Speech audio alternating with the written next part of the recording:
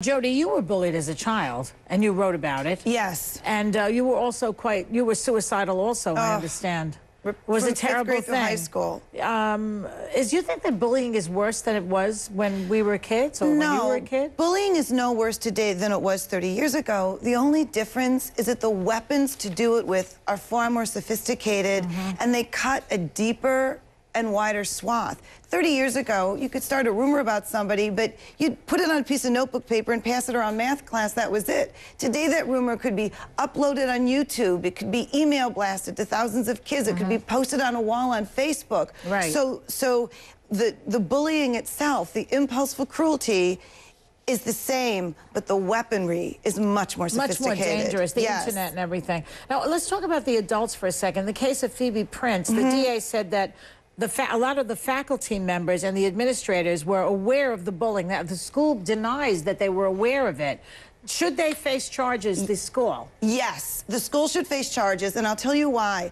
In my mind, there's two kinds of popular kids. The elite leader is the popular kid who's caring and loving. The elite tormentor are the mean popular kids. And sometimes these elite tormentors have as strong a hold over the teachers and the administrators and the adults in the community as they do the kids. Why? Because these are the kids who are good looking, they get good grades, they participate in all the extracurricular activities. So when they're performing acts of bullying, the administration and the teachers and the adults are in a self-inflicted denial. And I want to say, too, that it's also the exclusion that they do as well. I see. That's very interesting. Okay, stay right there, everybody. We'll have more when we come back. I'm back with my panel talking about bullying. Kevin, what do you think will end up happening in the Phoebe Prince case? Well, obviously, there's going to be a trial. I think there'll be a lot of attention to it. I'd frankly be surprised if these kids, if convicted, got heavy jail time. Because this is something of a test case. This is, in terms of the number of defendants and the scope of charges, it's the biggest teen bullying case in U.S. history. Yeah. And there's not a lot of case law, not a lot of precedent on this. I hope that it's a warning to other kids. I think that's why the DA did it. Betsy Scheibel was very serious about sending this, saying that this is to send a message. This thing will not be tolerated. Tina, let me ask you, what should the parents do in these cases, do you think? How much of the blame should they have? Oh, I absolutely think that, unfortunately, children learn from their parents. They learn from their home life.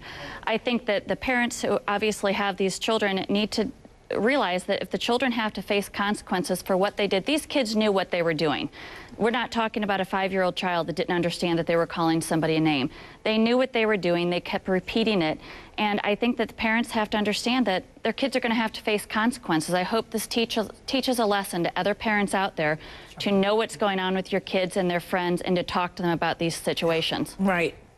Now, you were saying to me in the break about what people should be looking out for in bullies. It's not just what they do, it's what they don't do. Exactly. Yes. Bullying just isn't the mean things you do. It's all the nice things you never do. Letting someone sit alone at lunch. Never going out of your way to include that person, because the isolation and the exclusion makes the victim say to themselves, there must be something wrong with me. Right. And they will carry that their whole lives if they survive it. Maybe we should start teaching the good kids to look out for these kids who are sort of left by the side. Well, it's interesting you should say that, because I travel around the country and I share the story of my own youth in schools across America, and my message to kids is the elite leaders, those caring, loving, popular kids, reach out in friendship to the kids who are lonely, sitting alone at lunch. Ask them to join your table, because the chronic exclusion is just as damaging as the overt bullying. And in the case of Phoebe Green, she had nowhere to turn. Even her teachers were bystanders. There is no way that school didn't know what was going on. They are culpable.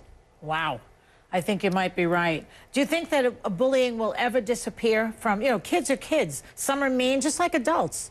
Some animals are nasty, some animals are sweet. I mean, that's human nature, that's animal Bullying will behavior. never go away, but I think how we address it as adults needs to change radically because adults don't get it. And when adults tell kids, ignore the bullies and walk away, Right. it does nothing because those victims don't want to ignore the bullies. They're yearning for acceptance. But you tried to commit suicide a few times, am I I right? did, multiple 'Cause times. You were bullied multiple times, I take I it, wasn't. right? I was bullied in many ways, like Phoebe, in that I was ambushed at sleepovers. I was burnt with cigarettes. Kids used to chase me in the hall and say that I should have been an abortion, so that no one would have to look at me. But you're here. How did you survive it? What did you do?